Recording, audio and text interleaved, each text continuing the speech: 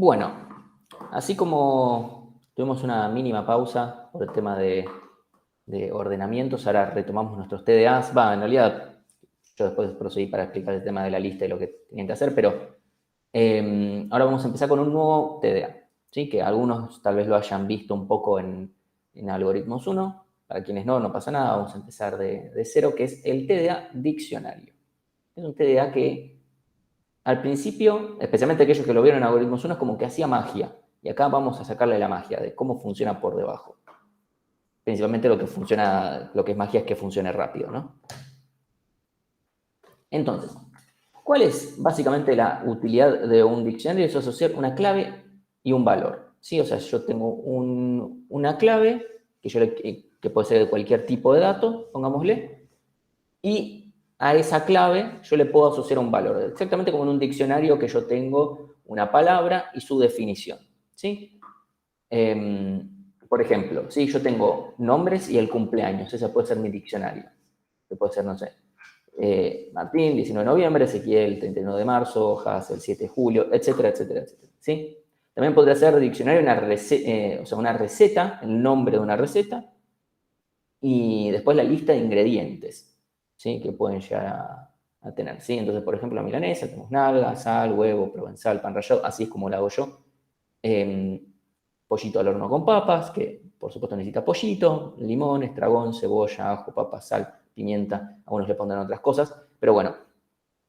Esta es esencialmente la utilidad que tiene. ¿Cómo lo hace? No importa por ahora. Este es el chiste del TDA. Por ahora estamos del lado de Bárbara, ¿sí? Queremos un TDA, decimos a Alan, toma, quiero un TDA que yo tengo una clave y tengo un valor. El valor no es, o sea, es simplemente vos guardarlo, no es tan relevante, y la clave nos va a tener que servir de alguna manera para poder referenciar rápido. Es lo ideal, ¿sí?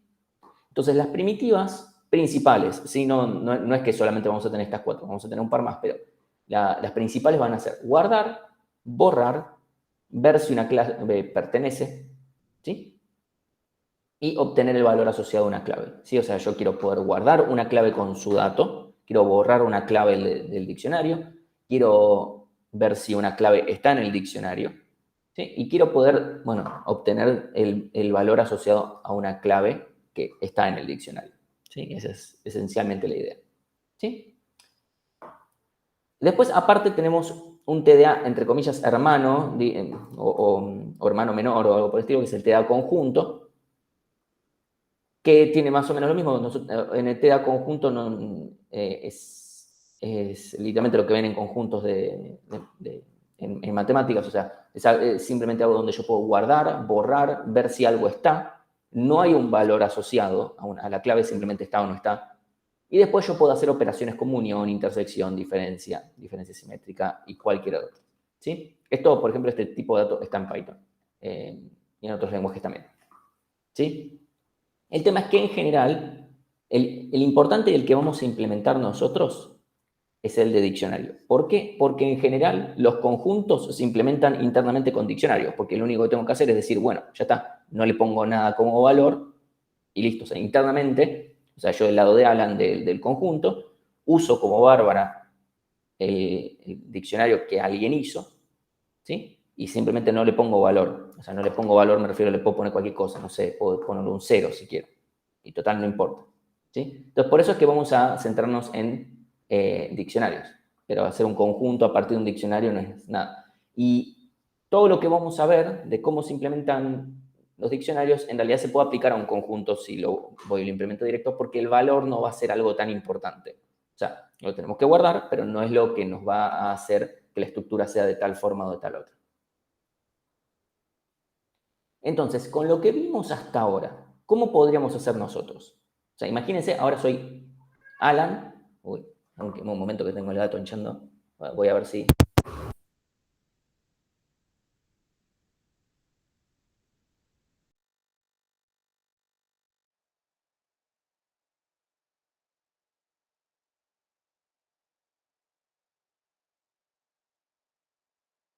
Está muteado, profe. Está muteado, profe. Gracias. ¿Cómo podemos nosotros ahora implementarlo? ¿Sí? Ahí Joaquín dice una lista de listas, pero ¿qué sería cada lista y cada lista de listas y lo demás? O sea, como que yo lo pienso como que tenés una lista donde cada posición sería la clave y cada de esas claves tiene asociada a su vez una lista con, por ejemplo, los ingredientes o los valores. No, no, o sea, pero ahí es el tipo de dato, lo que yo decidí guardar en el caso de ingredientes, pero podría ser cualquier otra cosa. Ahora estamos del lado de Alan y va a ser genérico. Yo no sé qué tipo de datos, si va a ser una lista o sea, una lista de ingredientes o va a ser un número o va a ser una cadena. O sea, no sé, si me quieren guardar una lista, que me guarden una lista, pero ese es problema de Bárbara. ¿Sí? Así que acá hay un valor. El valor es de algún tipo de dato, genérico, lo que fuere. ¿Sí? No guardamos. No decimos lista de, simplemente nos guardamos un tipo de dato. De vuelta, si Bárbara quiere guardarse una lista, que ese sea su tipo de dato, que es una lista de strings, bueno, listo, que sea eso, su dato, pero eso lo define Bárbara. Entonces, con una lista. Ok, podemos hacerlo con una lista. ¿Cuánto nos costaría buscar en esta lista nuestra clave? O sea, está claro que acá tendremos una lista de qué. O sea, yo acá pongo una lista de corchetes X cuando creo la lista. ¿Qué va en la X? El tipo de dato que voy a necesitar para los ingredientes o para lo demás. No, no, no. O sea, yo tengo una lista, yo soy Alan y yo me creo, ok, tengo mi lista. O sea, internamente me estoy creando una lista. La lista tiene que ser de algo concreto. Si es una lista del tipo de dato del valor, no tenemos la clave. Si es un T de any, entonces no podemos hacer nada con eso porque simplemente lo que salga de ahí es un any.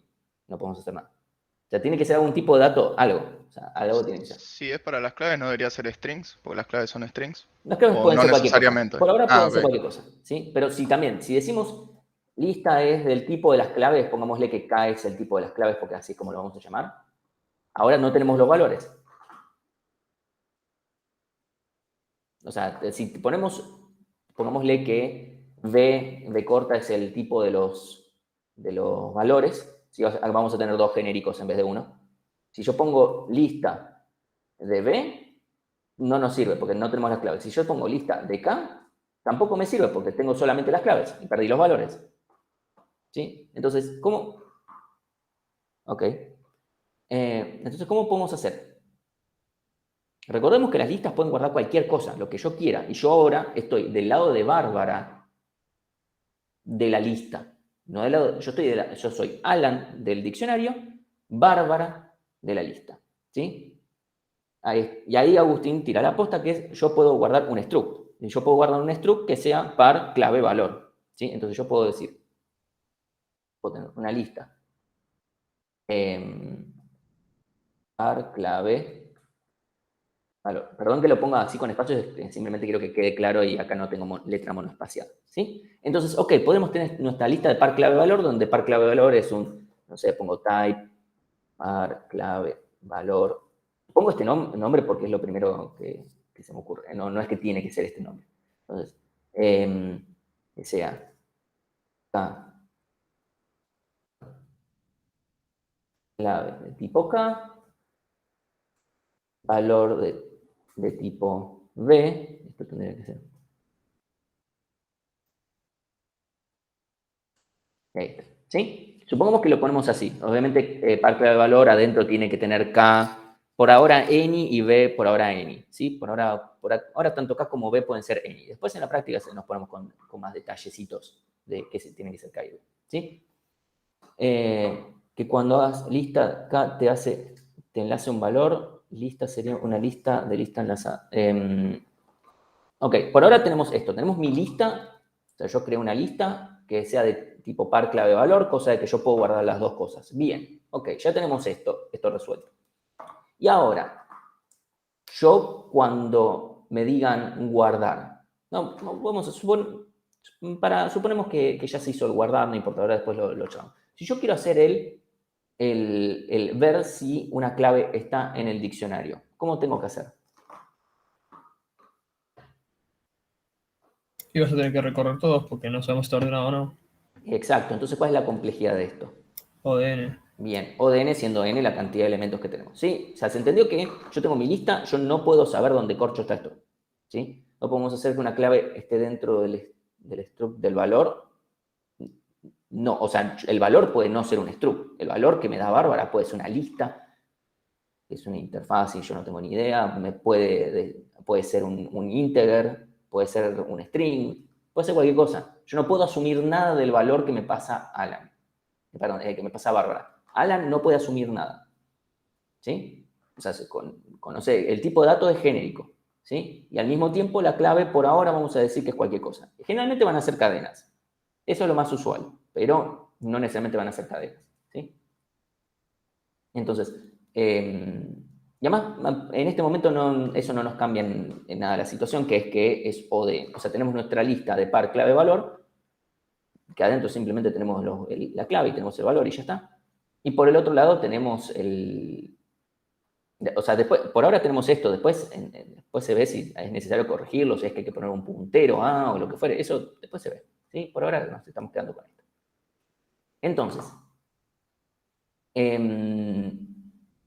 evidentemente, si yo quiero buscar el elemento, me va a costar tiempo lineal porque yo no puedo asumir nada al respecto. ¿Sí? Y no puedo, incluso aunque supiera dónde está, es una lista enlazada, ir a la posición, a la iésima posición me cuesta ODN, o sea, ODI, pero en forma general ODN. ¿Sí? Entonces, no podemos hacer nada al respecto. ¿Hasta acá estamos bien? ¿Sí? De cuál es el problema. O sea, es un problema, porque es una cagada que tarde tanto. O sea, nos gustaría que tarde menos que lineal. ¿Sí? Entonces, voy a hacer una aclaración, que evidentemente la parte de la búsqueda es la parte más importante. ¿Por qué? Porque si yo quiero, obviamente si quiero ver si algo está, lo tengo que buscar. Si quiero ver si obtener su valor, lo tengo que buscar. Si quiero, por el contrario, si quiero borrarlo, lo tengo que buscar para borrarlo. Y si lo quiero guardar, el tema es que en un diccionario yo no puedo guardar más de una vez lo mismo, ¿sí? Yo no puedo tener dos veces la misma entrada. Después en la práctica o sea, tenemos distintas formas de resolver. Bueno, ¿qué pasa si quiero guardar algo que ya estaba? Puedo tirar un panic, puedo no hacer nada, puedo, no sé, devolver false, por poner un ejemplo, o sea, true o false, false, si no lo puedo agregar por esto. O puedo reemplazar el dato, y simplemente actualizar lo que está. Esas son distintas políticas, pueden haber más incluso, ¿sí? Pero evidentemente, sea, como yo no voy a permitir que haya más de una vez la misma clave, porque eso no está bueno, porque después cuando yo busque, si después llamo a borrar, ¿qué hago? Lo borro todas las veces que estaba, lo borro una sola vez, por lo menos a este nivel lo tendría que borrar todas. Por el otro lado, si yo quiero obtener el dato, ¿qué me tendría que devolver esto? Entonces, como justamente tenemos este tema, lo vamos a guardar una sola vez a la clave, ¿sí? Entonces, yo guardo una sola vez la clave, por ende, si yo quiero guardar algo, tengo que fijarme mínimamente si no está ya, ¿sí? Por otro lado, después vamos a ver que además vamos a implementar, nuestra forma de guardar las cosas van a implicar buscar el lugar correcto en el que debería ir, así que eso ya de por sí nos costaría. Entonces, la búsqueda va a ser lo más importante acá, que es lo que nos va a guiar todo lo demás, ¿sí? Entonces, otra cosa que alguien podría haber dicho, que en general surge, es ¿por qué no lo implementamos con un arreglo? ¿Sí? Simplemente vamos guardando al final. O sea, en general la lista es la que siempre aparece, pero también implementarlo con un arreglo podría ser tranquilamente, es la inversa. ¿Sí? Y ahí tenemos el problema de que igual tenemos que buscar el elemento. ¿Sí? De todas formas lo tengo que buscar, entonces ya se nos genera un tema más a considerar. Borrar y también incluso sacando la parte de la búsqueda, borrar, como yo saco algo, tengo que traerme las cosas, hacer el shift left necesariamente. Entonces, bueno, eso también nos va a costar lineal. Entonces, nos cuesta lineal también.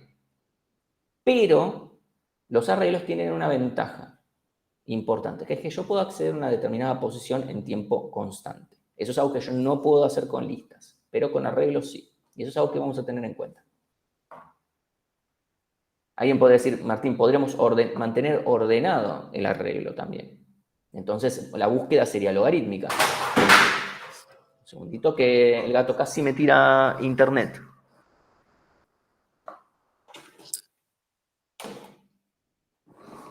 A ver si dejamos de hacer cada un segundito.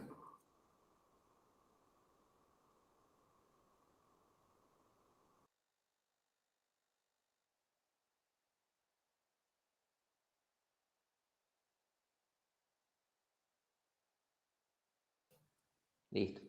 Se sacó las ganas de estar conmigo un rato.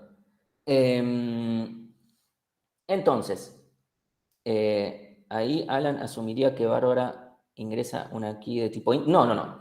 Ahí tendríamos que definir que me dan algo que sea comparable. O sea, algo que yo puedo comparar de tal manera que yo puedo mantener esto ordenado. ¿Sí? Eso es algo que podríamos definir de alguna manera o tener una interfaz que me diga, che, esto es menor que tal cosa. No importa ahora. Pero por ahora lo mantenemos así. Perdón, comparable no, ordenable, porque para Go comparable es otra cosa. Es que puedo usar el igual nada más, lo cual es una cagada. Pero bueno. Entonces, inicialmente yo podría hacer eso. Las búsquedas me serían más rápidas. El problema es que guardar y borrar de todas formas me consumiría en tiempo lineal. Porque tengo que hacer espacio o tengo que sacar un elemento de un lugar y mover elementos a la izquierda y todo lo demás. Entonces, esto de todas formas va a seguir siendo un problema. ¿Sí? Entonces, vamos a ver otra cosa un poco más simple. ¿Sí? Esto no está relacionado con la implementación directa que vamos a implementar nosotros, pero tiene la ventaja de empezar a ver por dónde viene la cosa. ¿Sí? Nosotros vamos a implementar un tipo de diccionario ahora y después vamos a empezar a hablar de otra forma de implementar diccionarios. No es que hay una sola forma, no es que, listo, acá les vamos a dar la mejor solución y que, listo, ya está, nos olvidemos del resto. Porque de diccionarios hay un montón de implementaciones, nosotros vamos a ver un par, el resto quedan como estructuras extras también que hay, dando vueltas. Entonces, supónganse que yo tengo mi estructura que se llama mapa de bits. ¿Qué quiere decir esto? Yo tengo un arreglo de la cantidad de elementos que yo necesite, donde lo único que tengo es un bit o un true o false, nada más que yo voy a guardar. ¿Sí? Eso es todo lo que yo tengo. ¿Sí? O sea, yo acá tengo false o true.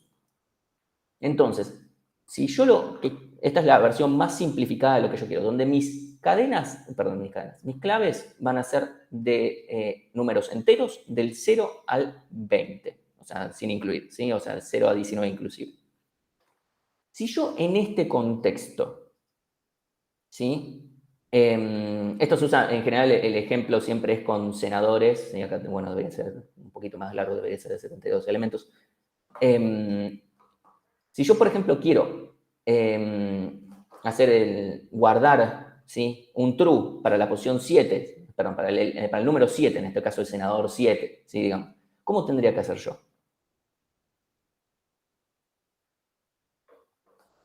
Simplemente quiero guardar que el senador 7 se presentó, ¿sí? Para ver si hay quórum o si no hay quórum en el Senado. Buscas ahí en el mapa el número 7 y cambias el false por el true. ¿Qué significa buscar el 7? O sea, supongamos que los senadores empiezan el senador 0, 1, 2, 3, así nos queda igualito. Senador 7. Y ahora true, hizo check-in. Exacto, o sea, no es que hay que buscarlo, sino que simplemente hay que acceder a esa posición y listo, ¿sí? O sea, de vuelta, estoy buscando al senador número 7 de vuelta, empezamos con el senador 0, así no hay problemas con, bueno, espera, el senador 7 es la posición 8, la posición 6 es la posición 4, senador 7 es la posición 7, listo, ¿sí? Entonces, directamente entro acá a la posición 7 y pongo un true, ¿sí? Y ya está. Si ahora quiero hacer el check-in del 13, vengo acá, true. Quiero, hacer el check-in del 0, true. Hacer el checkout del 7, vengo acá, false. Entonces, si yo ahora quiero consultar que el senador 14 vino, me fijo en la posición 14. ¿Cuál es el chiste de todo esto? Porque uno dice, bueno, Martín, ¿qué carajo tiene que ver esto con nada? En esta versión, donde mis claves son los números del 0 al 19, es muy fácil implementar esto. O sea, acá puse true o false nada más porque es como dato, para simplificarlo. Evidentemente, si yo acá pongo en vez de true o false, pongo una hamburguesa, también está todo bien. O sea, el tema no es el tipo dato, el dato asociado a la clave, el problema es la clave, ¿sí? Pero ya vemos que trabajar con arreglos es fácil. Está bueno trabajar con arreglos, es fácil acceder. Aparte, después la memoria internamente hace cosas, o sea, se maneja muy bien con arreglos. Eso, cosas que no tienen que ver con la materia, pero está bueno saberlo.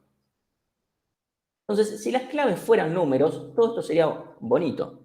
Ahora, sí, o sea, yo simplemente accedo a las posiciones y ya está, guardo lo que yo tenga que guardar. Pero el problema es que las claves no son números, y cuando son números, muchas veces ni siquiera es que son del 0 al, no sé, 9.999 o lo que fuera. Muchas veces son, bueno, justo mi dominio del problema trabaja con números del 1 no sé, trabaja de, no sé, del 14 al 704. También, tampoco vamos a desperdiciar, no sé, 14 posiciones anteriores nada más porque queremos usar esto. Y esto es solamente, obviamente, sin pensar en cosas genéricas, ¿no? Entonces, en general vamos a trabajar con cadenas, pero también podemos llegar a tener otras cosas, desde números flotantes, no sé, o también números, o lo que fuere. Ahora yo me voy a concentrar un poquito en cadenas, pero sepan que todo lo demás es equivalente, ¿sí? Entonces, lo que vamos a hacer es transformar, ¿sí?, las cadenas a números, como uno hace todo el tiempo. O sea, perdón, ustedes están estudiando cosas con álgebra, tranquilamente, o sea, han trabajado en subespacios de tamaño infinito, ¿por qué no pueden trabajar, transformar del espacio de las cadenas al espacio de los números, ¿no? Eso es algo que tranquilamente podemos hacer. Entonces, vamos a implementar un TDA, básicamente, nuestra implementación de nuestro TDA diccionario va a ser básicamente un arreglo, o sea, internamente es una tabla, un arreglo, ¿sí?, nuestra tabla de hash, donde los índices vayan de 0 a, pongámosle, m-1, o sea, vamos a definir inicialmente un tamaño, ¿sí? Después vemos qué pasa cuando ese tamaño no es suficiente, después lo charlamos. Supongamos que tengo m, no sé, pongámosle 100, entonces yo tengo posiciones de 0 a 99. No sé si alguien quiere hacer una pregunta. Ok. Entonces, supónganse que yo tengo tamaño de 0 a 99 inclusive, ¿sí? Y lo que vamos a hacer es que las cadenas las vamos a transformar en numeritos, o sea, las cadenas de las claves. Entonces yo digo, ok, viene con la cadena boquita lo transformamos, no sé, en el número 1, porque, por supuesto, y entonces ya está, la transformamos en el 1. Entonces ya sabemos que cuando viene boquita lo transformamos en la posición 1 y guardo ahí la clave boquita y el número, el dato, no sé, todos los campeonatos que tiene boquita, ¿sí? No sé, venimos con la clave Pepe, y pasamos por nuestra función que va a transformar nuestras cadenas en índices, ¿sí? Y, no sé, lo transforma en la posición 8. Bueno, listo, entonces guardamos a Pepe en la posición 8. Con su dato, ¿sí? Ponemos, no sé, la palabra sapo. No sé, nos viene la palabra, no sé, cualquiera, Messi, y obviamente Messi va a la posición 10 y lo guardamos en la posición 10. ¿Alguien nota algún problema con esto que estoy diciendo? Nada más. ¿Que no tenés un orden? Eso es un problema, es cierto. Completamente cierto. Por ahora nos vamos a hacer los boludos con eso, por un par de clases. Ahí Tomás dice, bueno, ¿cómo transformarlo? Ese es un problema que ahora vamos a charlar, pero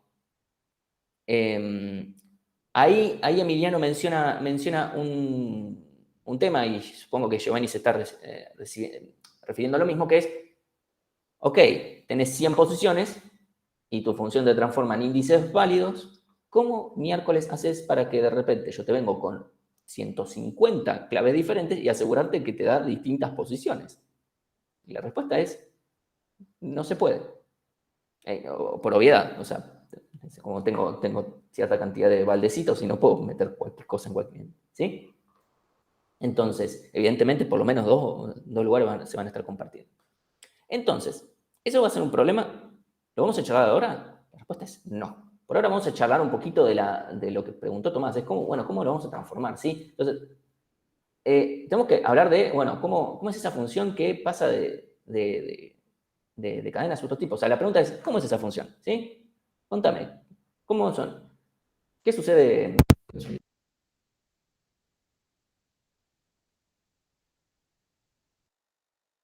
Está muteado, profe. Se mutió. Qué tipo pelotudo, ¿eh? Volvemos a empezar. ¿Cómo es esa función que pasa de cadenas o cualquier otro tipo de dato a números? ¿Sí? Esa es una primera pregunta. Después, ¿qué sucede si dos elementos caen en la misma posición? ¿Qué sucede si se nos llena la tabla? ¿Sí? Son preguntas que jamás podrán resolver. No, mentira. O sea, todo lo de sacarme el audio fue todo planificado. Ok, entonces, tenemos que hablar de cómo son estas funciones de hashing, ¿sí? Entonces, una función de hashing es algo que toma una clave y devuelve y lo transforma en un índice numérico, ¿sí? Entonces, primeras características. Importante, esto es muy importante lo que tiene que hacer esta función. Tiene que distribuir uniformemente. O sea, no puede ser que yo le paso, supóngase que tengo lugar para 100 elementos, yo le paso, no sé, un montón de claves y todas me las tira entre las posiciones 0 y 5. Pues si me las tira entre las posiciones 0 y 5, esto no va a funcionar bien. Ya vamos a ver bien por qué. ¿Sí? O sea, pero esto necesita que se distribuya uniformemente en todo este dominio. O sea, que haya la misma probabilidad de que estén en los primeros elementos, la mitad, al final, todo, ¿sí? O sea, tiene que estar más o menos que pueda caer en cualquier lado. Que no sea más preponderante que caiga en una islita, porque si no esto no va a funcionar. Tiene que ser rápido, o sea, no puede tardarse media hora en calcular en dónde va la posición, dónde va la clave Messi, porque ya no sirve. Entonces, y para la misma clave siempre tiene que dar el mismo resultado. ¿Sí?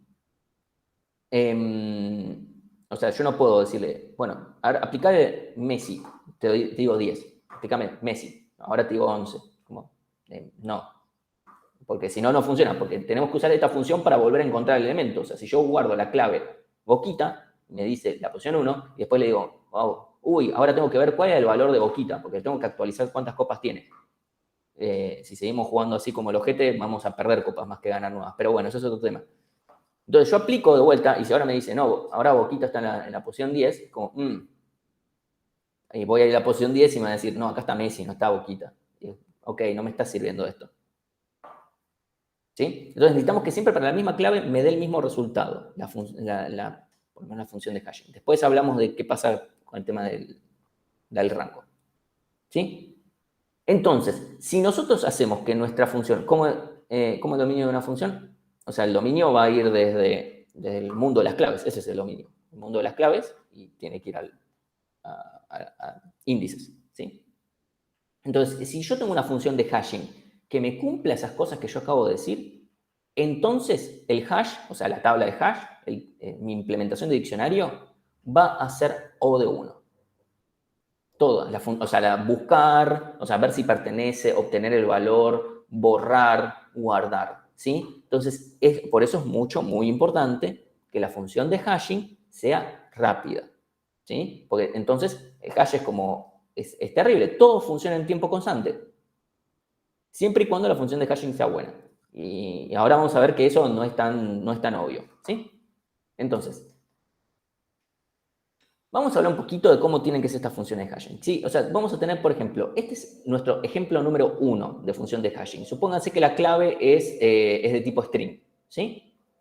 Entonces, simplemente sumo todos los caracteres, ¿sí? Esta es mi primera función de hashing.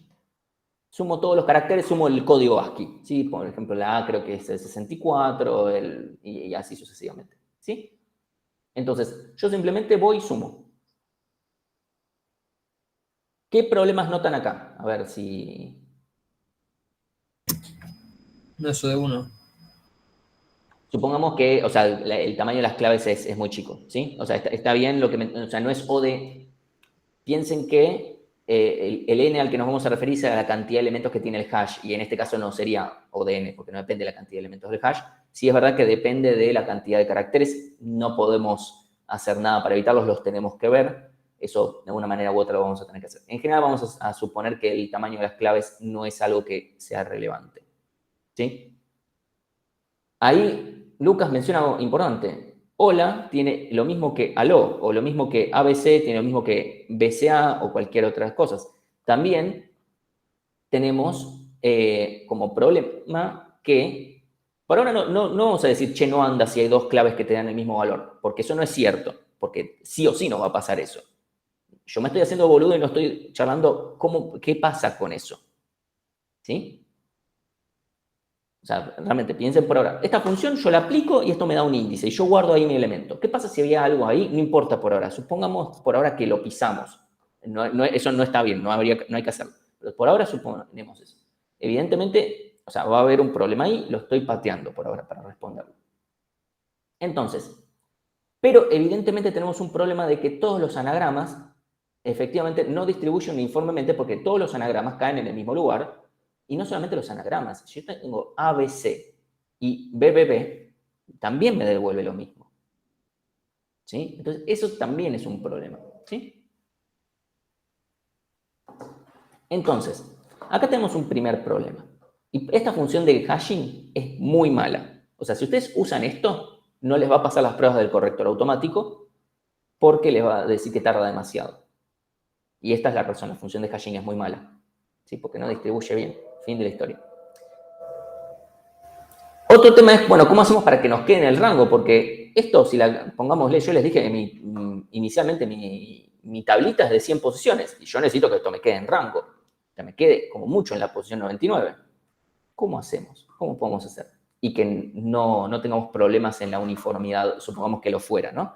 Bueno, lo que se suele hacer es, supongamos que acá le paso el largo de la tabla, que inicialmente va a ser 100, pero obviamente estamos trabajando con estructuras dinámicas, después vamos a ver cómo y por qué redimensionamos. Lo único que vamos a hacer es quedarnos con el resto de la división entera, de la suma que hayamos conseguido, con el largo. ¿Sí? O sea, es directamente la división entera. No me quedo con la división, me quedo con el resto. ¿Sí? O sea, 99 módulo 100 es 99, 199 módulo 100 también es 99, 254 módulo 100 es 54. ¿Sí? Elegí los números así para que me quede todo lindo, ¿no? O sea, esto también lo podemos aplicar después, ¿sí? Que quede claro. O sea, yo puedo pasarle esto a la función y aplicarle acá el módulo, o bien puedo aplicar la operación módulo después de haber llamado esta función. Cualquiera de las dos es correcta, ¿sí? Yo simplemente lo pongo acá para concentrarlo todo junto, si no tengo que mostrarles que esto en otro lado se llama y se le aplica módulo. Entonces yo lo pongo todo junto, ¿sí? Obviamente la parte de la función de hashing es hasta acá. Esto se hace después. ¿Sí? Esto idealmente, esto yo se los menciono, idealmente podría ser un número primo. No es con lo que vamos a trabajar nosotros, pero en algunas cosas que se trabajan con funciones hashing, en general cuando aplicamos este tipo de operaciones siempre queremos que sean números primos. Funciona como una milésima de segundo más rápido, una cosa así, pero no nos vamos a poner con eso y no conviene. Porque si yo quiero obtener un número primo, tengo que validarlo y eso tarda un montón. Y no queremos que tarde un montón. ¿Sí? Acá les muestro otra función de hashing un poquito más realista, que se llama FNB hashing, ¿sí? Y que hace esto. Sí, o sea, acá este es un número primo, citation needed, y acá se va multiplicando esto por este otro número primo, bellísimo. No sé ustedes, para mí es evidente que este número es primo. Y después le hacemos un XOR lógico con el carácter que estamos viendo. Vamos haciendo esto. Si alguien me dice, Martín, no tengo ni idea qué está pasando acá, yo les digo, entonces está bueno. Porque las funciones de hashing, cuanto menos se entiende, mejor andan. Esa es mi experiencia. Como acá se multiplica, se eleva, se hacen XOR. Miren, les voy a mostrar la siguiente. La función de Jenkins hash, que lo que hace es sumar el carácter de la cadena que estoy viendo y después se hacen shift lefts de una forma, un XOR con una shift right de otra cosa y un montón de esas cosas así. Y después al final se terminan haciendo más shift left, más shift rights, más XORs, más y cosas así. O sea, en general las funciones hashing están llenas de XORs, o sea, OR exclusivos, shift lefts, shift rights y bueno, y cosas así. Si uno dice, no entiendo un pomo, está bien. O sea, no sé. Por eso se usa hashing en encriptado, más o menos. No es, no es... El chiste cuando hablamos de encriptación no es que no puedas entender el algoritmo. Si el chiste es que no puedas entender el algoritmo, tu algoritmo es una mierda porque el día que alguien lo entiende, nada, te lo rompe. No, criptografía funciona en otras cosas, ahora los menciono un poquito más. ¿No podemos usar un generador aleatorio que vaya de 0 al rango que necesitas? No, aleatorio no, malo, feo, caca. Acabo de decir que tiene que dar siempre lo mismo para el mismo elemento. O sea, si yo te digo, dame la posición para Boquita, me vas a decir, la primera vez me vas a decir 1, y después digo, bueno, ¿cuál era el valor de Boquita? Ah, no, anda a buscarlo a la posición 444. ¿Cómo? Pero ahí no está Boquita. Ah, no sé. ¿Sí? O sea, lo primero que tiene que ser la función es determinística, no me puede dar cosas diferentes en distintos momentos, ¿sí? Esto es determinístico, o sea, no importa que lo entiendan o no, lo importante es que vean que esto es determinístico, porque lo que hace es mover cosas con bits, y los bits son bits, no es que no estamos en una computadora cuántica donde a veces los bits sean 1 y a veces sean 0, ¿sí? Acá estamos con todo. Entonces, esto, se los menciono, no tiene nada que ver con lo que vamos a ver nosotros. No usen nada de funciones criptográficas para el TP. Esto se los aclaro porque el cuatrimestre pasado hubo alguien que dijo, voy a usar las funciones criptográficas porque distribuyen re bien. Es cierto que distribuyen re bien, pero son re lentas también, comparadas con las que necesitamos para esto. Entonces va a hacer que el hash ande más lento. O sea, es peor. ¿Sí? Entonces, tiene que producir la menor cantidad de lo que se llaman colisiones. O sea, tiene que ser muy difícil que hayan dos claves que tengan el mismo valor. Acá no hay ningún módulo, nada, así que olvídense, acá no hay ninguna tabla. Esto, funciones hashing criptográficas, lo menciono para después cuando vayan a una materia que tenga que ver con criptografía, esto no tenía ni idea que hash se usaba para esto. Sí, se usa. Entonces, después, dado el resultado, ¿sí? O sea, esto es la aplicación de HX, o sea, no sé, supónganse que HX me dio 54, tiene que ser muy difícil obtener X. ¿Sí? Incluso si ustedes le aplican una función de hashing a algo, van a ver que les da un choclo así gigante con una función de hashing criptográfica. ¿Sí? Y un cambio mínimo en la clave tiene que cambiar mucho la salida. ¿Por qué? Para que sepan, en general cuando uno crea una contraseña para, por ejemplo, el mail de ustedes, en el servidor nunca se guardan la contraseña. Lo que se guardan es el resultado de haber hasheado, o sea, haber aplicado una función de hashing criptográfica a la contraseña que ustedes definieron. Entonces, eso es lo que guarda el servidor. Entonces, después cuando ustedes ingresan la contraseña para entrar al mail de ustedes, lo que hace el servidor es cambia la función de hashing, aplica la función de hashing y se fija si machea con lo que se guardó en la base de datos. Si no machea, listo. Nada. ¿Qué pasa? Esto lo que hace es que si se liquea de la base de datos, no sea peligroso. ¿Por qué? Porque si yo tengo la salida y tengo un choclo así, un número gigantesco, yo de ese número, a mí no me sirve saber ese número, porque lo que va a hacer el servidor es aplicar la función de hashing y después fijarse contra ese número. Entonces, yo lo que necesito es encontrar una entrada que tenga este resultado cuando se aplica la función de hashing. Y por eso es que están estas condiciones. Tiene que ser muy difícil. Pero yo tengo que encontrar una entrada que tenga este resultado. Como es una función de hashing criptográfica, tiene que ser muy difícil encontrar una clave que no sea justo la clave del usuario que estoy tratando de hackear, que le dé. Entonces, eso, o sea, tratar de justo pegarle porque le pegué a algo que tenga la misma, va a ser muy difícil. Puede pasar, pero es muy difícil. ¿Sí? Fíjense que con el ejemplo anterior que yo hice de la función que suma los caracteres, no es tan difícil craquearlo porque yo puedo hacer para atrás las cosas, porque sumé los caracteres. O sea, eso no es que sea obvio, pero no es tan difícil.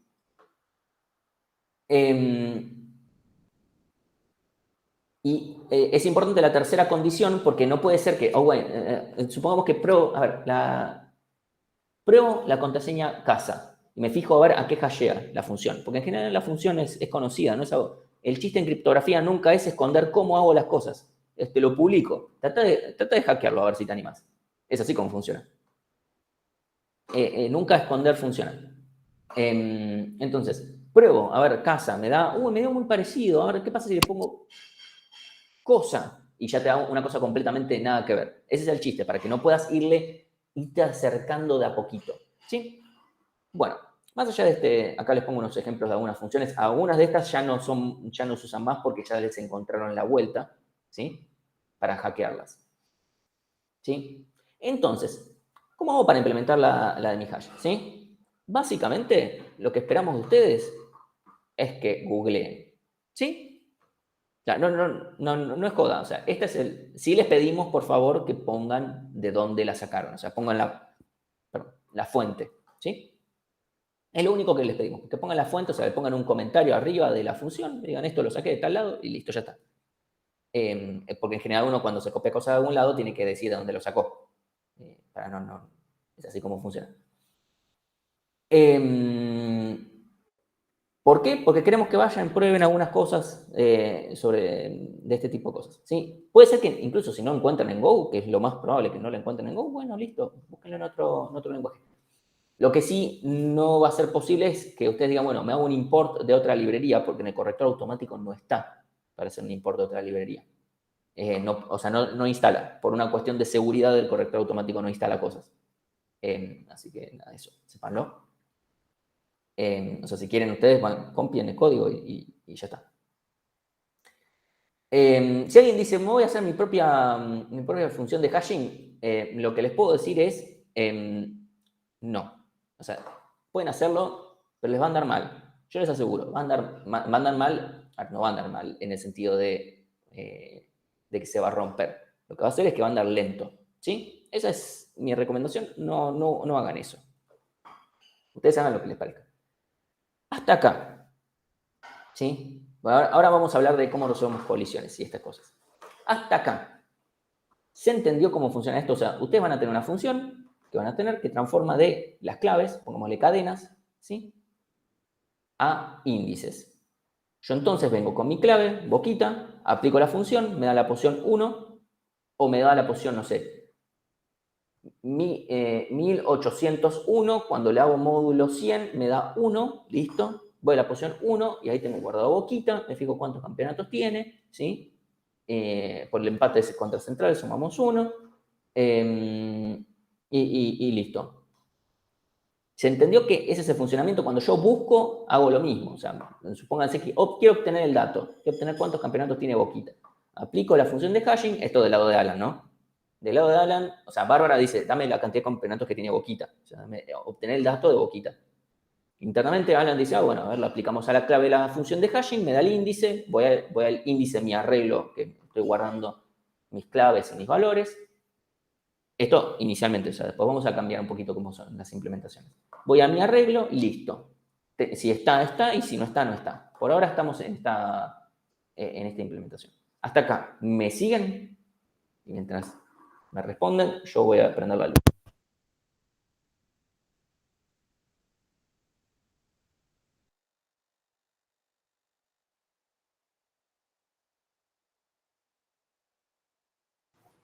Bien. Ahora seguimos medio en un mundo mágico, porque todavía no, como por ahora está bien, aparecieron arreglos, apareció una función, de vuelta. Por ahora, la función, sepan, o sea, van a tener una función, como supónganse que es la de sumar caracteres, ¿sí? Por ahora, supónganse que es esa. Van a tener otra que sea mejor, pero por ahora supongamos que es esa, ¿sí? Entonces, ahora tenemos que resolver el problema de que justamente no necesariamente va a pasar que dos claves siempre me terminen en lugares separados. Me puede pasar que Boquita cae en la posición 1 y no sé, que después de repente, no sé, Argentina también cae en la posición 1. Y es como, bueno, ¿qué hacemos acá? ¿Cómo resolvemos ese problema? Dígame si a alguien se le ocurre alguna cosa que podamos hacer.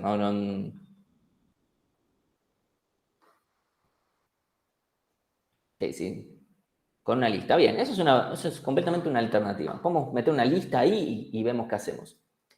Vamos a ver dos formas de resolver esto, que es hash cerrado, que es lo que vamos a hacer, lo puse con términos recontra elegantes, ¿sí? Que es aplicamos una función de dispersión para definir la nueva posición. Básicamente lo que hacemos es decir, bueno, a momento de ahora simplemente vamos a la siguiente posición y listo. Podría ser otra función, ¿sí? Ahora después eso lo menciono rápido, pero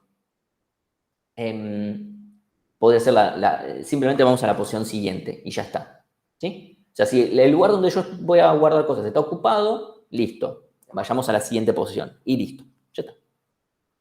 Y en un hash abierto, que es la otra, lo que vamos a hacer es, en vez de guardar en esa posición un elemento, lo que voy a guardar es una lista, probablemente muy parecido a lo que decía Luis. ¿Sí?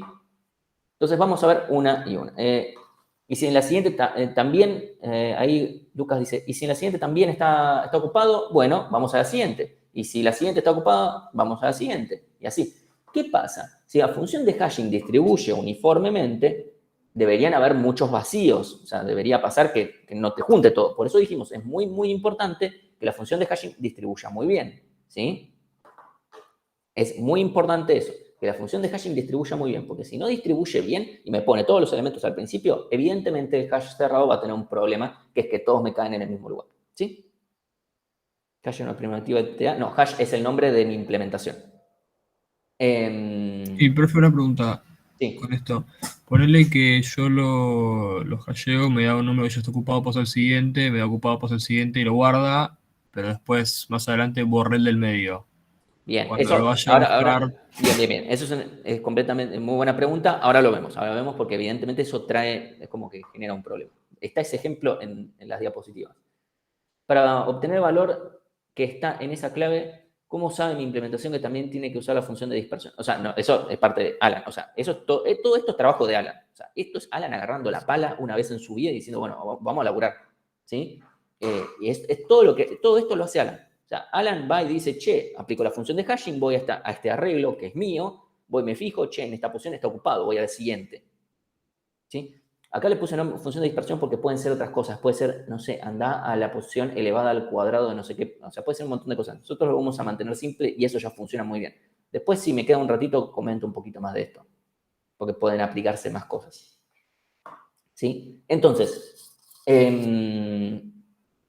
simplemente voy a la siguiente. Obviamente, si la función de hashing es mala, como la función que yo les presenté inicialmente, la de sumar todos los caracteres, me va a juntar todo mucho, me va a dejar todo muy cerquita, y eso va a generar que haya muchas colisiones. Porque evidentemente el problema de este TDA es que, primero, depende de la función de hashing, que nada la entiende nadie, eso es un problema. O sea, es todo de uno mientras la función de hashing es buena. Ahora, ¿qué significa? Cuando yo veo una función de hashing no puedo saber si es buena o mala así, más que no entiendo un pomo, debe ser buena. Ahora, eso es como a ojímetro.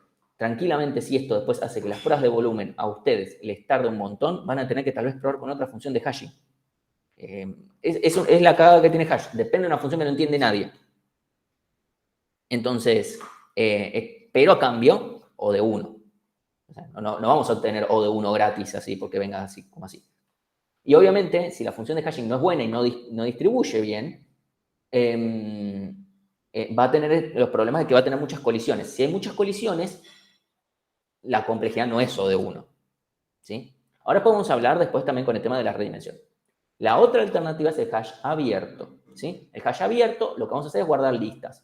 Pero de vuelta, si hay muchas colisiones porque la función de hashing es una cagada, las listas me van a quedar enormes.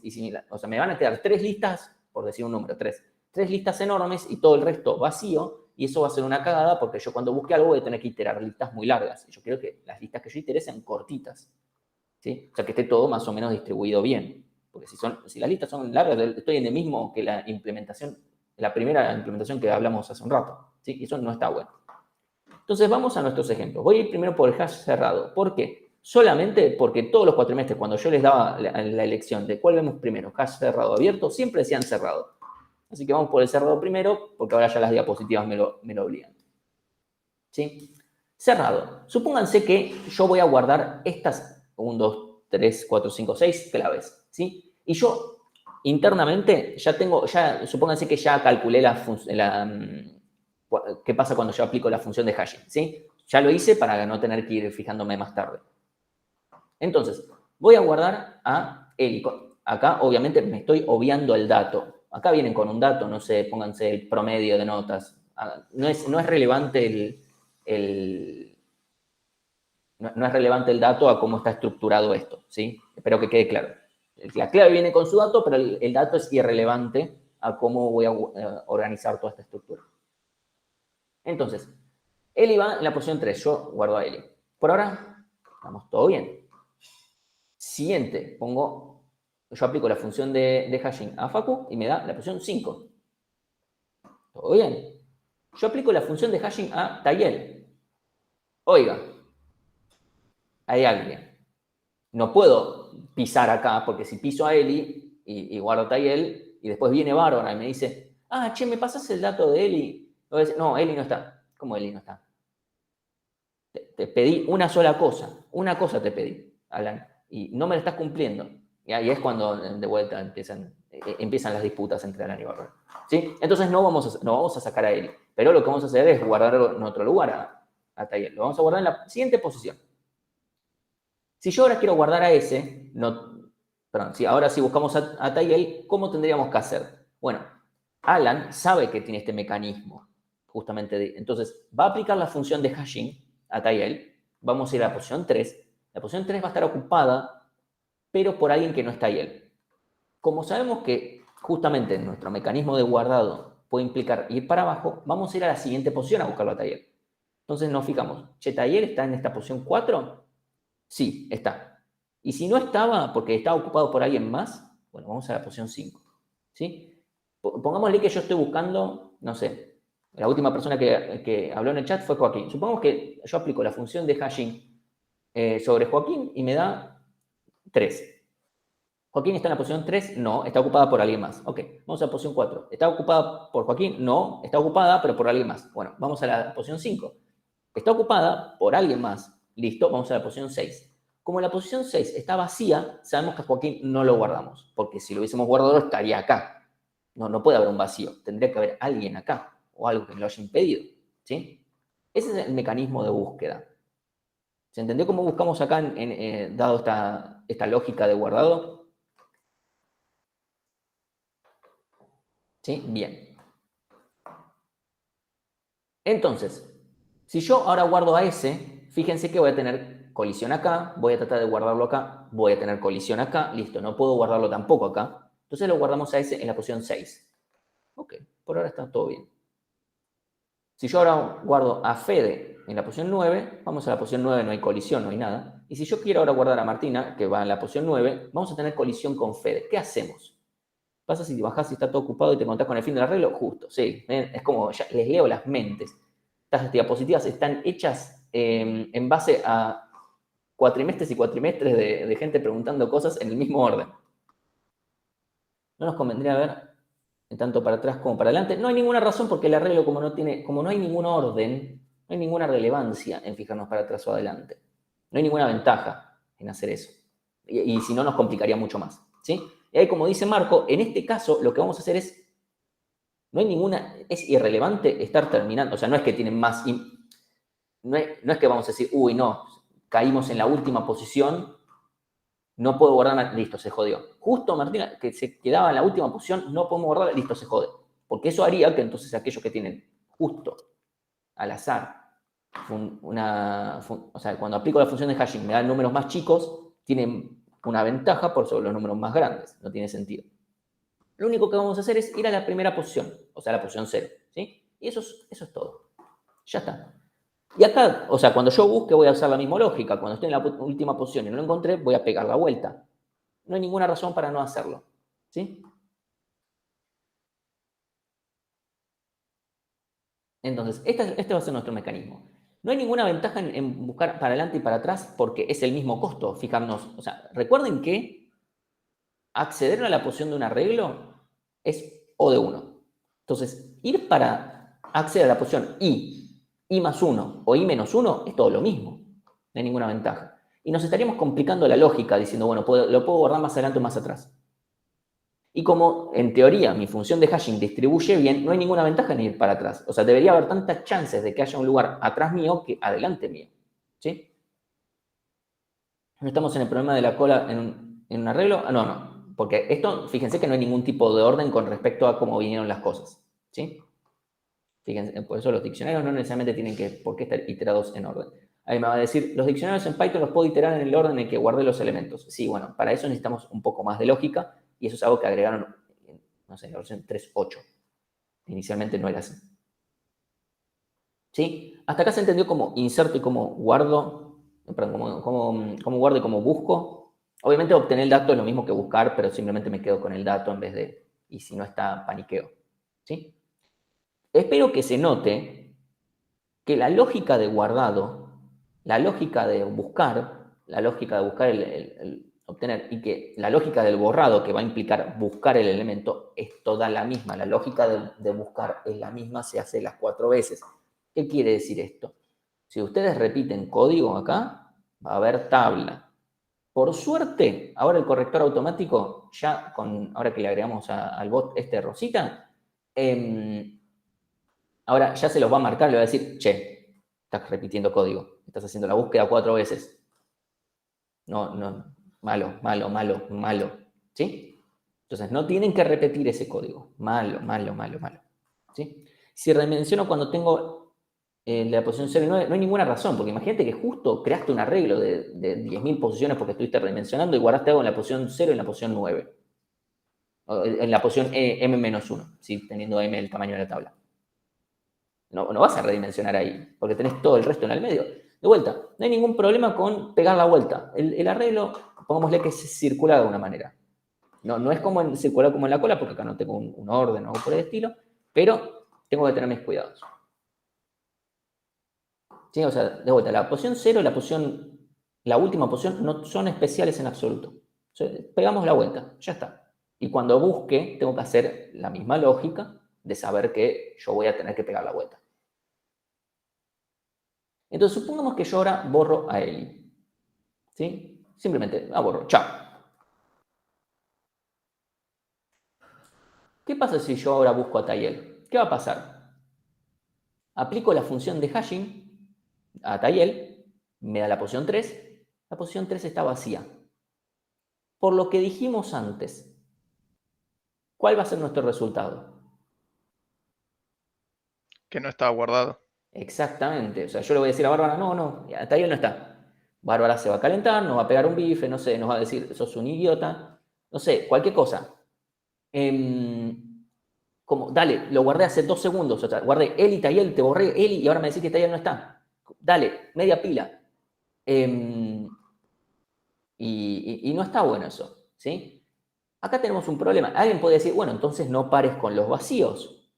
El problema es que si no paro con los vacíos, ¿con qué sí paro?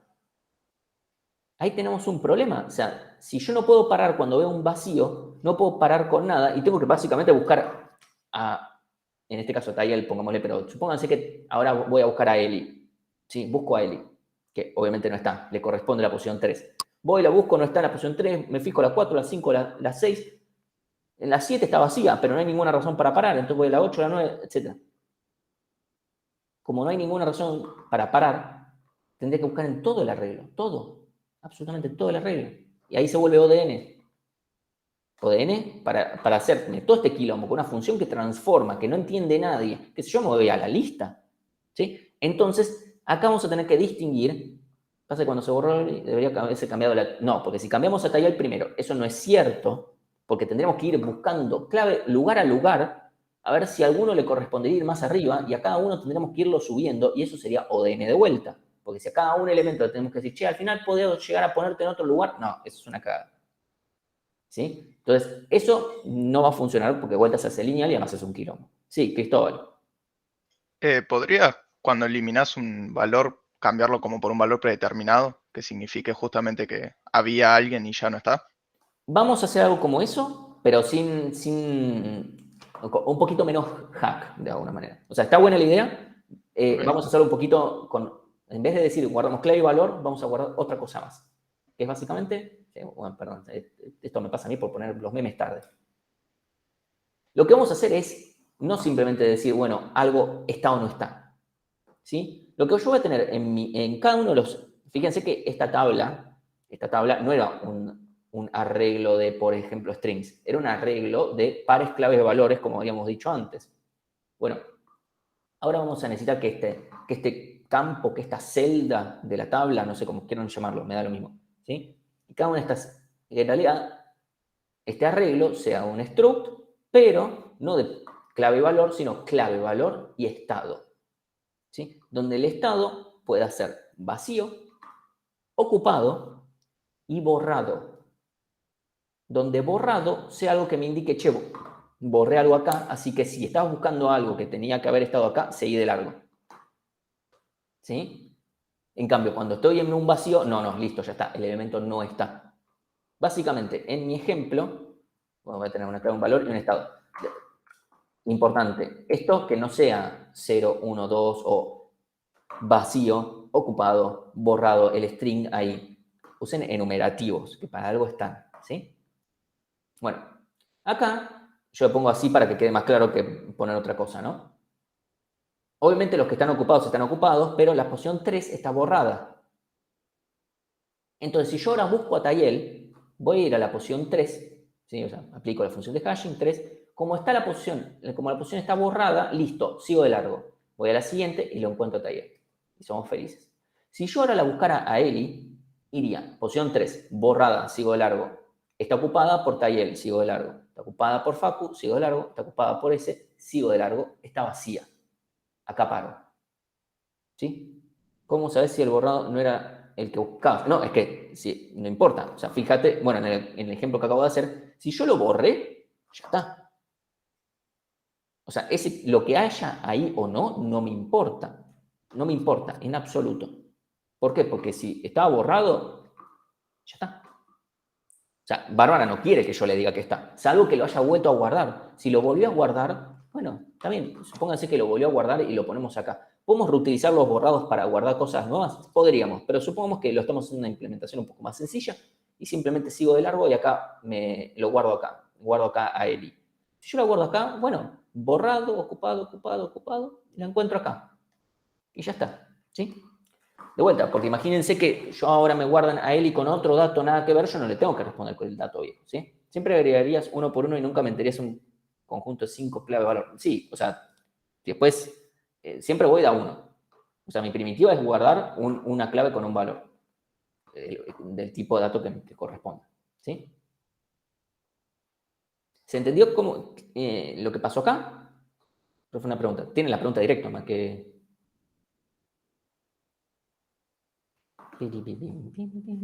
En el borrado, bien, sí. También pueden desbloquear el micrófono. Cuando borras y pones como borrado, vacío, ocupado. No, cuando borro, pongo borrado.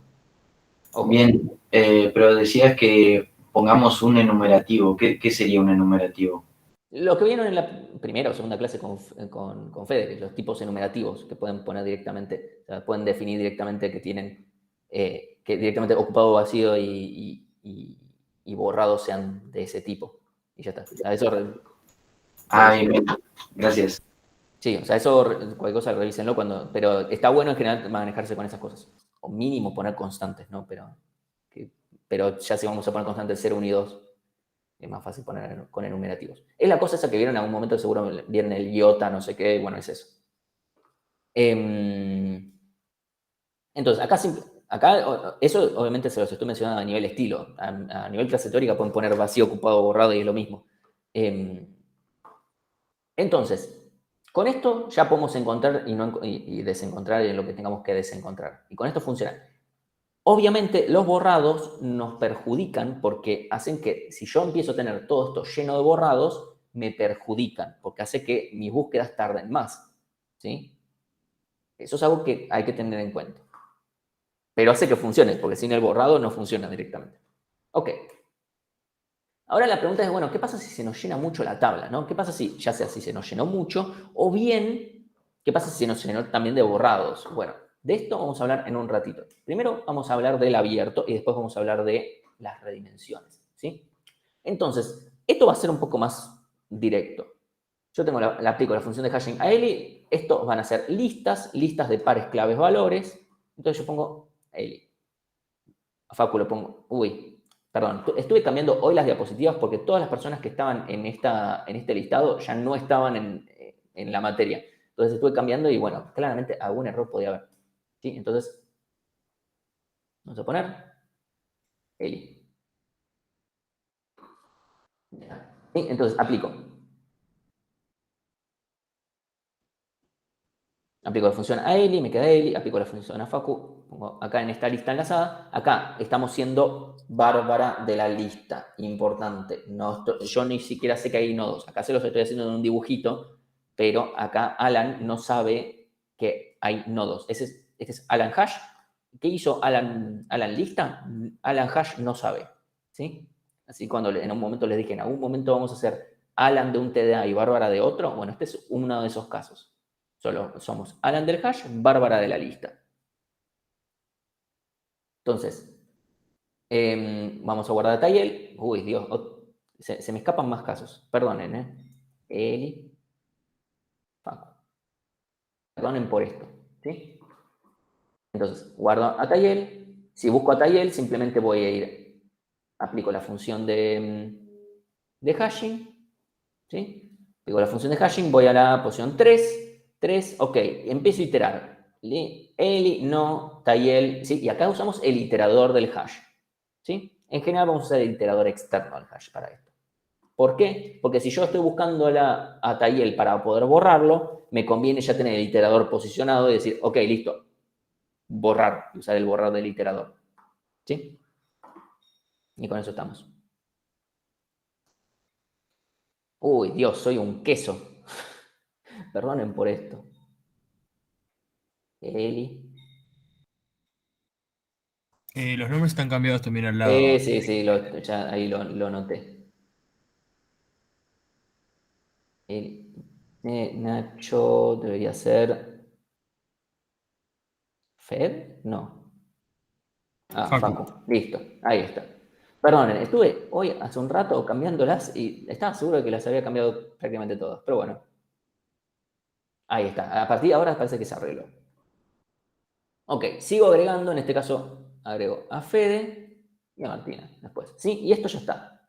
Si yo, por ejemplo, quisiera buscarlo a Joaquín, que dije antes que está que también cuando le aplico la función de hashing me va a la posición 3, no es Joaquín, no es Joaquín, llegué al final del iterador, o sea, no tengo más siguiente, como quieran leerlo, no hay nada más para ver, significa que Joaquín no está. Y ya está. ¿Sí? Borrados. Si yo, por ejemplo, quiero borrar a Eli, la voy a buscar, aplico, bueno, justo acá Eli es la primera de la lista, ¿sí? Pero no es que voy a usar lista borrar primero. Me conviene mucho más usar el iterador, buscar a Eli, que esté en la posición lo que fuere. Encontré a Eli, listo. Iterador.borrar y ya está. Y ahora, si yo quiero buscar a Tayel, está en la lista y ya está, ¿sí? Evidentemente, el hash abierto es un poco más rápido de entenderlo. Ojo que después con el iterador, porque vamos a tener que implementar iteradores también acá. Bueno, el iterador del hash abierto es un poco más difícil que el del hash cerrado. Yo lo aclaro. Y el hash cerrado suele funcionar más rápido que el abierto. ¿Sí? Eso es para que cada uno evalúe, porque nosotros les vamos a pedir que implementen un hash y ustedes van a decidir implementar o el abierto o el cerrado. Y si quieren implementar otras variantes, por ejemplo, en otros cuatrimestres hemos dado otras variantes, este cuatrimestre decidimos no dar esa clase porque notamos que no funcionaban realmente más rápido, o había uno que funcionaba un poquito más rápido, pero la verdad que no valía la pena, dadas las características. Entonces dijimos, ¿para qué vamos a dar esta clase? Preferimos dar la clase de ejercitación que dimos antes del parcelito de la semana pasada. Pero si quieren experimentar, no tengo problema de alcanzar las grabaciones de eso o los videos que explican eso, si lo quieren ver. Mi recomendación es que no lo hagan, porque van a perder más tiempo y mejor dedicarle a otras cosas. Pero ya con hacer ustedes eligen hacer el cerrado o abierto. Por supuesto, nuestras pruebas son agnósticas a que sean abierto o cerrado, porque por supuesto estamos del lado de Bárbara, ¿sí? Esa lista de hash abierto puede ser enlazada. O sea, del lado de Bárbara, perdón, del lado de Alan del hash, esto puede ser una lista hecha de elefantes, no le importa. Ahora, hablándolo a nivel de implementación, puede ser la lista que ustedes implementaron ya justo, literalmente antes, ¿sí? O sea, yo puedo, puedo usar cualquier cosa, vamos a usar nuestra lista enlazada, obviamente lo más lógico en general. Entonces, ahora vamos a hablar un poquito de cómo es la redimensión, ¿sí? Entonces, primero tenemos que definir cuándo vamos a redimensionar, porque con la pila era obvio cuándo tenés que redimensionar, simplemente cuando no tenés más lugar, porque vas usando todos los lugares, pero acá como estás dejando lugares vacíos, borrados, en las listas es como, y en el caso del abierto, ¿qué hacemos? Bueno, Lo que vamos a definir es un factor de carga, que es básicamente, n es la cantidad de elementos que tiene el hash. O sea, cuántos elementos me guardó Bárbara efectivamente. Si me guardó 10, me guardó 10. Si me guardó 100, me guardó 100. M es el tamaño de la tabla, ¿sí? Que yo tengo en este momento, ¿sí? Por ejemplo, supónganse que yo antes le dije mi tabla inicialmente tiene tamaño 100. ¿Sí? Bueno, será 100. Por supuesto, en un hash cerrado, n nunca va a ser mayor que m. Eso está claro, porque tengo tantos lugares. En el hash abierto eso es más discutible, ¿sí? Entonces, suponiendo, de vuelta, m es el tamaño de la tabla, n es la cantidad de elementos que guardamos de Bárbara. O sea, cuántos lugares ocupados tendríamos, también podríamos considerar los borrados, ¿sí? Entonces, vamos a ver, en función de cuánto valga este alfa, si tenemos que redimensionar o no. Entonces, en general, en un hash cerrado, lo bueno es mantener este alfa menor que 0,7. Es un número medio mágico, ¿no? O sea, pongan una constante ustedes. Idealmente, yo les diría que consideren los borrados porque los borrados afectan. Cuando yo redimensiono, ahora vamos a hablar, o sea, ahora estamos diciendo cuándo redimensionamos. Después hablamos de qué pasa cuando redimensionamos, ¿sí? Pero lo importante es que cuando yo redimensione es que me voy a sacar de encima los borrados también, porque es parte del chiste, ¿sí? Entonces, cuando yo redimensione, lo que voy a hacer, no voy a simplemente duplicar el tamaño y ya está, porque eso va a joder todo. Ojo con eso. No es que simplemente aumentamos el tamaño. Entonces, para el hash abierto, en general, nos va a convenir tener una alfa mayor que 1. O sea, en general entre 2, 3. ¿Por qué? Porque alfa igual a 1, o sea, si yo tengo factor de carga 1, en promedio, cada lista del hash abierto tiene un elemento. E iterar una lista de un elemento no es nada. Iterar una lista de 2, 3 elementos no es nada. Entonces, andar redimensionando, ahí no tiene sentido, le quita todo el chiste. Entonces, en general, vamos a preferir tener un factor de carga más grande. ¿Cuánto? La verdad que no tengo números para decirles, che, este es el número ideal. Pueden probar 2, pueden probar 3, pero pueden probar 4, ¿sí? Obviamente, porque, ¿qué pasa? Si ustedes dejan un factor de carga muy chico, por ejemplo, 0,7 también como en el hash cerrado, el problema es que van a redimensionar seguido. Y el problema es que redimensionar es una operación lineal, y nosotros no queremos tener operaciones lineales, porque nos cagan todo, ¿sí? Entonces queremos que pase que se redimensione poco seguido, ¿sí? Eso es importante. Otra cosa a considerar, yo acá no estoy mencionando cuando se tenga que achicar, pero tienen que achicar. Los valores para cuando tengan que achicar, defínanlo ustedes. O sea, otra vez, usen los factores de carga, pero defínanlo ustedes, ¿sí? Yo acá les estoy dando los números principalmente para que esto siga siendo de tiempo constante. Por supuesto tienen que achicar, pero si no achican no les van a dar más lento, simplemente están usando recursos de más. Se les va a corregir si no redimensionan cuando tienen que achicar, pero no es lo que estoy explicando ahora, ¿sí?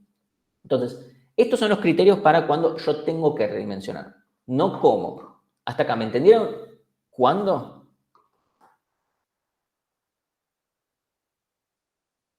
¿Sí? Ok, bien. Entonces, me fijo. Ok. Ese es el cuándo. Ahora vamos a hablar del cómo. ¿Por qué? Yo lo que voy a hacer es duplicar el tamaño de mi tabla, en este caso. Se podrían tomar otras formas de aumentar el tamaño. Nosotros vamos a mantenerlo simple, dupliquemos el tamaño y ya está, ¿sí? Entonces duplicamos el tamaño. ¿Qué pasa? Si yo agarro y le hago supónganse que yo, de alguna manera, trabajo sobre el mismo arreglo. En Go no vamos a poder hacer mucho eso, pero supónganse que yo lo hago. Va a ser un problema, porque recuerden cuando estábamos hablando primero de funciones de hashing, qué sé yo, que tenían que distribuir, bla, bla, bla. En un momento les dije, a ver, si yo sumo todos los elementos, se me van a ir de rango y yo tengo que aplicar módulo, la operación módulo largo. Y cuando yo antes hacía módulo 100, ahora voy a tener que hacer módulo 200. Entonces, cuando yo aplique a boquita, tal vez no me da 1, tal vez me da 414. ¿Sí? Entonces, ahora, perdón, 414 no, me da 174. ¿Sí? Entonces, los elementos no me van a quedar en el mismo lugar. Entonces, yo lo que voy a tener que hacer es, sí o sí, crearme una tabla nueva ¿Sí? Me creo una tabla nueva, no un hash nuevo. No un hash nuevo, ya habrán visto algunos que tuvieron este error de crearse una pila nueva cuando redimensionaban en vez del arreglo, que es que después afuera no se veía el cambio. ¿Sí? Ojo con eso, lo que tienen que hacer es crear una tabla nueva, o sea, un arreglo. ¿Sí? El arreglo nuevo tiene que crear un arreglo, ¿sí? De tamaño, en mi ejemplo de inicialmente 100, ahora voy a tener tamaño 200. Ok, tengo tamaño 200. Y ahora voy a ir por la tabla original, lugar a lugar. Esto es válido para el abierto y para el cerrado. Voy a ir lugar a lugar, fijándome los elementos que hayan, los tengo que rehashear y mandar a la tabla nueva, a la posición que me diga ahora la nueva función de hashing. O sea, es la misma función de hashing, pero ahora le aplico el módulo largo con otro largo, ¿sí? ¿Por qué? De vuelta, yo me tengo que ir y fijarme a Boquita. Bueno, Boquita, ahora vas a la posición 174, te pongo en la posición 174, porque si no, no lo voy a encontrar después. Eso es un problema. Es muy importante eso, ¿sí? No pueden hacer make y copy o lo que fuera, o append, si alguien quisiera hacer algo como append, ¿sí? No se puede, no funciona, ¿sí? No podemos hacer copy, no va a funcionar. Así como sí funcionaba para la pila, acá no podemos hacer copy. Tenemos que ir lugar a lugar. En el caso de hash cerrado, voy lugar a lugar, me encontré con Boquita, bueno, ¿a qué posición vas? Etcétera. Y obviamente, simplemente aplicamos la misma lógica que los guardados. Tal vez incluso lo podemos reutilizar, ¿sí? Porque si Boquita va en la posición 174 y después Messi ahora también va en la posición 174, aplicamos la misma lógica de los guardados. Así después lo podemos encontrar a todos. ¿Sí? Entonces, y de esta forma también nos sacamos de encima los borrados, porque las posiciones borradas no las pasamos de vuelta, porque no las necesitamos. ¿Sí? Entonces, simplemente vamos lugar a lugar y pasamos a la nueva tabla. En el caso de hash abierto, vamos a ir lista por lista, digamos. Recuerden, esto es un arreglo de listas. Entonces voy lista por lista, voy a la lista que está en la posición 5, ok, listo, y paso cada uno de los elementos que está en esa lista a la tabla nueva que va a ir de vuelta. Es la misma lógica que en el guardado, ¿sí? Eso es lo que tenemos que hacer al redimensionar. Ahí me fijo lo que dice Lucas, pero si, por ejemplo, mi tamaño inicial es de 10 y tengo ocupado el 9, pongo mi elemento en el 0, si redimensiono, no. Suponete, yo redimensiono, el elemento está en la posición 9, estaba ahí, listo. Voy, lo agarro y me fijo, che, elemento que estás en la posición 9. No sé, pongámosle la palabra, no sé, la receta del pollito con papas al horno. Receta con pollito con papas al horno. Ahora le aplicamos la función de hashing y me va a la posición 5, pongámosle, porque ahora da 5, listo. Lo ponemos en la posición 5 y ya está. ¿Por qué? De vuelta, ahora me va a decir, pero Martín, ¿no era que siempre da lo mismo? Sí, la función de hashing per se, la parte de la función de hashing, va a dar lo mismo. Lo que va a cambiar es cuando yo aplique la operación módulo, me puede dar otra cosa. Y dos elementos que antes habían caído en la misma posición no tienen por qué caer ahora en la misma. Pueden caer en diferentes, ¿sí? Ahí está la diferencia. Martín, te hago una pregunta. Sí. Cuando vos haces ese módulo siempre es por el largo de la lista y ahora como se modificó te va a dar otros índices, ¿no? Sí, no le hago un arreglo, no una lista. Ojo con eso. Perdón, sí, del arreglo. Sí, justamente, como yo quería que se me mantuviera en rango, yo tenía que hacer módulo eso. Ahora mi rango es más grande, porque si yo sigo haciendo módulo 100, ok, agrandaste el tamaño de la tabla, pero hay una mitad que no la vas a usar directamente, y no tiene sentido. Entonces, necesariamente tenemos que considerar eso. ¿Sí? Es muy importante explicar esto, no pueden reutilizar la tabla ahora. De vuelta, no creen un hash nuevo con otro tamaño, porque eso no se va a ver desde afuera. Porque después hacen el hash igual a hash nuevo, es como buenísimo, tu variable local se vio actualizada. Volvimos con Bárbara, y Bárbara sigue con su hash anterior. No se actualizó nada.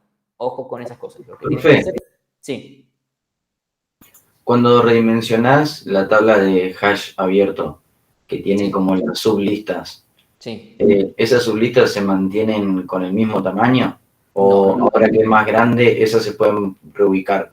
Se van a reubicar porque, de vuelta, fíjate que ponele que la función de hashing, yo tenía mi tamaño era 100, ¿sí? Y yo tenía la lista que está en la posición 5, ahí van a caer los elementos que la función de hashing me da 105, 205, 405, 1.305.000. O sea, cualquiera de todos esos elementos van a caer en la posición 5, cuando no tengo largo 5. Entonces, todos esos me quedan en la misma listita. Ok. Ahora, cuando yo redimensione, lo que me da 105 me va a seguir dando 105, pero cuando le hago módulo 20 me va a dar otra cosa, ¿sí? Ahora incluso si puedo hacer 105, ¿viste? Módulo 20, no, me da otra cosa. Perdón, módulo 200, 105, bueno, ahí está. El caso es 105, antes me iba a la posición 5, ahora cuando ahora tengo 200 posiciones me va a ir a la posición 105. ¿Sí? Ese es el ejemplo más sencillo, ¿sí? En cambio, antes, el que estaba en la posición 200, el que iba en 205, o sea, al que la función de hashing le daba 205 cuando yo le hacía módulos 100, me quedaba en la posición 5, ahora hago módulo 200 y me vuelve a dar en la posición 5, ¿sí? ¿Cuál sería el factor de carga para... ¿Sí? Ok.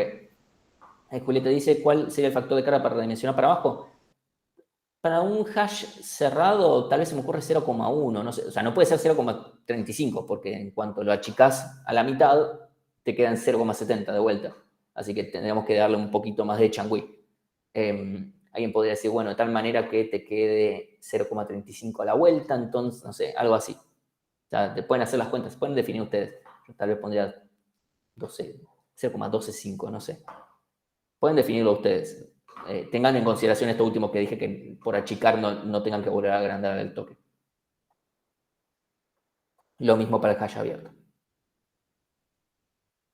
Está bien, bueno, no me quiero poner con preguntas de final ahora. ¿Estamos hasta acá? Después obviamente en la práctica van a charlar un poquito más de estas cosas, pero más que cómo implementarlo, algunos detalles con Go. Yo acá traté de dar algunos, pero sé que esto tiene que como que encallarse un poco. Igual ahora van a ver un poquito. Bueno, si no hay nada, ¿estás por ahí vos? Sí, ¿Cómo querés que hagamos con el tema del TP1? ¿Querés que dejemos ahora para descansar 5 y arrancás vos dando eso? ¿O cómo querés que hagamos? hagamos así. Yo les comparto Dale, ahí y hacemos 2 minutitos lo que es la presentación del TP dale, perfecto. y después descansan para la práctica. Entonces vamos a compartir pantalla. Ahí. Bien. Esta es la página de la materia, ¿sí? En la sección de TPs pueden entrar a lo que es el TP1 y ahí, bueno, sería Ezequiel nuevamente dando malas noticias, que es que una de las próximas entregas que va a haber que hacer en el cuatrimestre es el TP1, que digamos que se diferencia de los otros trabajos en que, digamos, los trabajos anteriores han sido TDAs, el TP0, que son más bien, digamos, cosas con un foco muy particular sobre alguna estructura. En este caso el foco es un poco más en programación y cómo utilizar varias estructuras para pensar el diseño de un programa y resolver una problemática que esté un poco más alejada de los conceptos teóricos de cada uno de los TDAs. Bien, dicho eso, ahí va a estar lo que es el TP1, ¿sí? Tiene fecha de entrega el 5 de mayo y van a tener para leer todo lo que es ¿está? Yo estoy compartiendo una ventana o una pestaña. Una pestaña. Una pestaña. Ah, muy bien.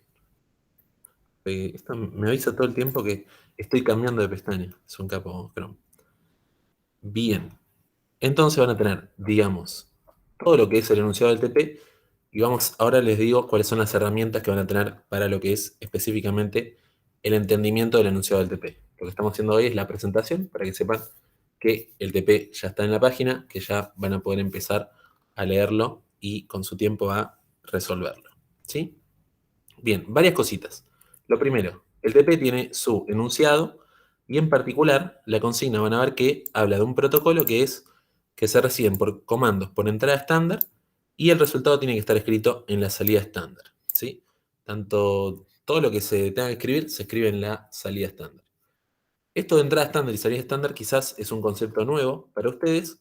Lo que es importante es que ahora les voy a pasar por Slack lo que son 4 links. Son 2 videos de una cosita, un link que es, bueno, el link al TP y otro video que es un video de Martín explicando este mismo enunciado con un poco más de detalle de lo que voy a dar ahora. Entonces van a tener Los primeros 2 links son 2 videos que corresponden a la explicación de cómo trabajar con entrada estándar y salida estándar en general, ¿sí? Entonces van a poder ver esos 2 videos, entender un poquito más qué es esto de entrada estándar, salida estándar y aplicarlo a lo que es el trabajo práctico.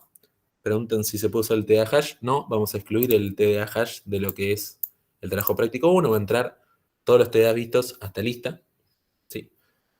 Hashes después, tampoco para no complicarse, sobrecomplicar la resolución del TP, se puede hacer con todo lo que vieron hasta listas. ¿Sí? Entonces les decía, van a tener esos links para revisar lo que es entrada estándar, salida estándar, y después un video que vea más en detalle lo que es el trabajo práctico. Por ahora le dejo eso, que es el trabajo práctico número 1, va a incluir un poco más de pensar el diseño, tiene fecha de entrega el 5 de mayo, y además van a ver una parte que nosotros ya les ofrecemos resuelta parte del diseño.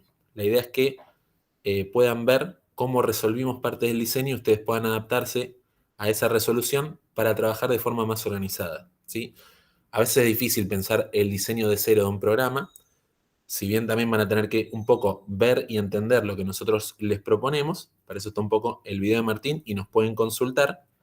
Pero la idea es que les dejamos las cosas servidas de cierta manera para que luego el diseño del resto del TP se desenvuelva fácilmente con lo que ya está hecho y con lo que ustedes tengan que hacer. Pero como siempre, le dejamos el mensaje de que es mucho más importante pensar en la resolución antes de ponerse a programar que programar directamente sin pensar el objetivo de lo que tenemos que hacer. En ese sentido, leer mucho, informarse mucho y pensar cómo van a hacer para la resolución del TP, y después la parte de programación sale mucho más fácil. Naturalmente, lo que es el TP2 lo van a tener que pensar de cero, pero quizás por analogía, quizás por un poco la experiencia de haber pasado por el TP1, seguramente tengan mejor preparación para hacer esa parte. Es eso solo. Si alguien quiere hacer alguna consulta, naturalmente no dije nada específico del trabajo en sí, pero ya mismo voy a poner el mensaje que está planificado, enviarse 8:30, hago que se envíe ahora. Y estamos.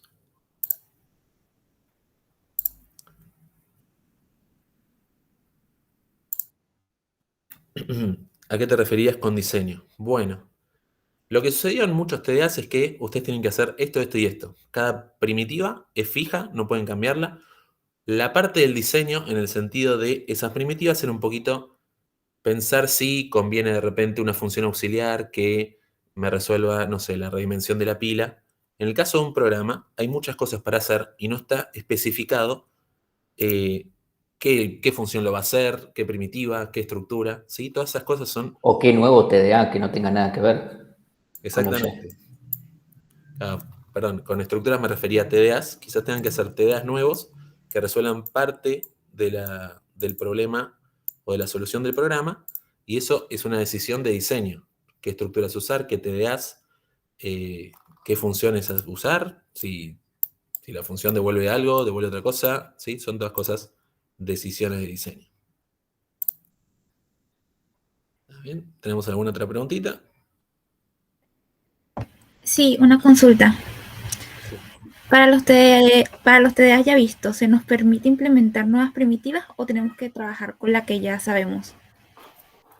Bien, la idea sería no modificar ninguna implementación, porque se las supone lo suficientemente genéricas como para trabajar con cualquier aplicación que corresponda a usos de TDAs, ¿no?